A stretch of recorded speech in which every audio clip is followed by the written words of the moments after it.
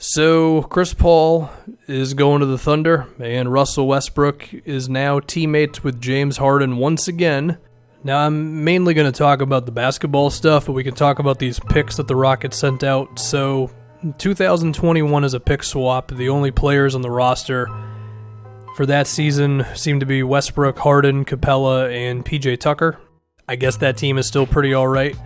Now, the 2025 pick swap, that one's a little frightening, because at that point, Harden's contract is up, and even if he's still on the team, how old would he be? He'd be into his mid-30s, and you have to assume Westbrook either not on the team, or also, given that he already got worse this season, that one could be pretty frightening. And the 2026 protection, which is only top 4 protected, that one's pretty frightening as well.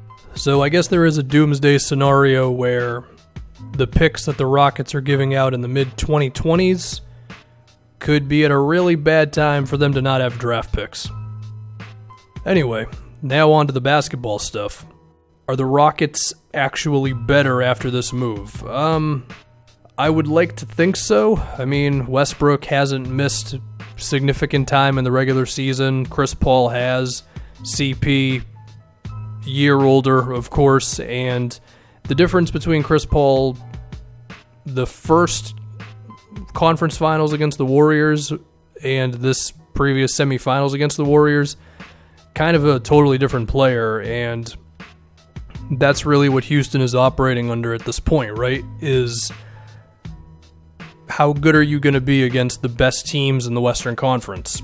And I guess it was fair to think that CP is just kind of teetering downward towards being still above average against those teams, but not good enough to win a really tough playoff series, and potentially not even healthy enough to play in a series like that. So, in that sense, going to Westbrook, I guess there's more security there. And Westbrook does have the chance to have random, 35, 15 assist games, which Chris Paul is not going to do at this point. I mean, CP is going to do his normal 17 points, 7 to 10 assists, and do that, but Westbrook certainly just has the ability to go nuts, and maybe that'll be the difference in a tough playoff series against some team, is Westbrook just wins a game by himself pretty much. Now, of course, Westbrook has his problems, and we can dive into all that, but yeah, I guess this does make Houston better. There's also the fact that they now have 2 guys who can beat defenders consistently. I mean, Chris Paul could kind of do that in his first year with the Rockets. Definitely couldn't do it to that level last season, and we already heard things about he wanted to change up the offense because that ISO-heavy ball just wasn't going to work for him, right? Wanted to run more pick-and-roll, stuff like that. The ISO-heavy stuff can work for Westbrook. Now, even so, Houston should run more creative stuff offensively, but when it does slow down into we just need to create something out of nothing, it doesn't always have to be James Harden now, and that's pretty cool. Westbrook also gives them a lot more potential with his all-around game, of course. I mean, one problem that the Rockets had this previous season was their switching led to a lot of offensive rebounds, and Westbrook is, of course, maybe the best rebounding guard ever, so there's that. The transition opportunities are higher.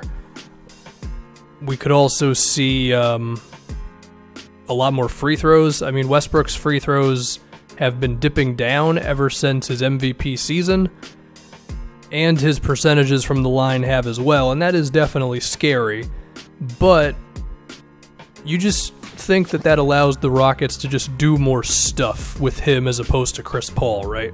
Because for as good as Houston has been, and I mean, you could just say that they've run into the Warriors, and if it wasn't for that, they would have won a title by now, but they were still kind of jump shot dependent, right?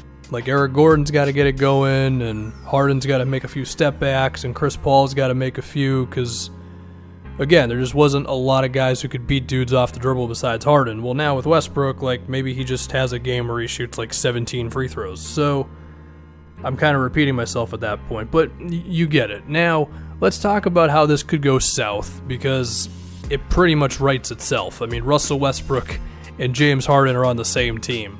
Both guys who have been one-man shows, and playoff after playoff has been Westbrook making OKC's offense way too damn predictable, and between two head coaches and two star small forwards, and the year where Oladipo was supposed to be the second scorer and he just looked really uncomfortable playing next to Russ. So is Westbrook going to scale it back? I have to think that he will a little bit, if anything, because he's just going to be forced to at this point. Now, will Harden scale it back as well? I think so, because if anything, once again, he's just going to kind of have to. I mean, his usage rate was at obscene levels during parts of last year, and if I remember correctly, he did say something at some point which implied he didn't want to keep on doing this, in terms of doing everything and having to score 40 to 50 points a game at some points last season to keep the Rockets respectable. So hopefully these two can help themselves out in that regard. And I guess Mike D'Antoni introducing some more complex offense could help that out as well.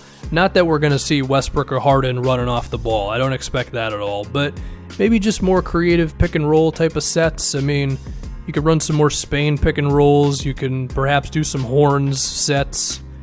Although Capella being asked to do stuff not at the rim can be kind of scary because the guy can't really do it. But hopefully D'Antoni just does a little bit more, because I feel like if he just kind of rolls the ball out there, then eventually Houston's offense could devolve into it's Westbrook's turn, it's Harden's turn, that kind of thing.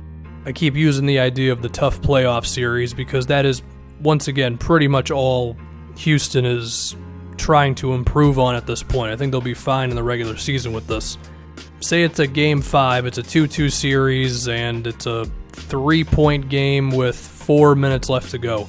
What are the next 5 to 6, 7, whatever possessions going to look like for Houston? Is it going to be Harden brings the ball up, gets a screen from Capella, or he just goes ISO? Is it going to be Westbrook doing that? Are they going to find ways to get both of them involved in the same play?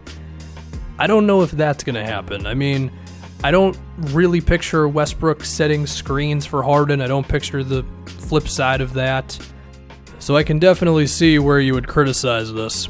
Am I comfortable saying that Houston is better than the Lakers or the Clippers right now? No, but I guess I'm okay with saying they got a little bit closer. And maybe they still have some moves in them. I mean, they just traded away a decent amount of draft picks, but perhaps they've got something.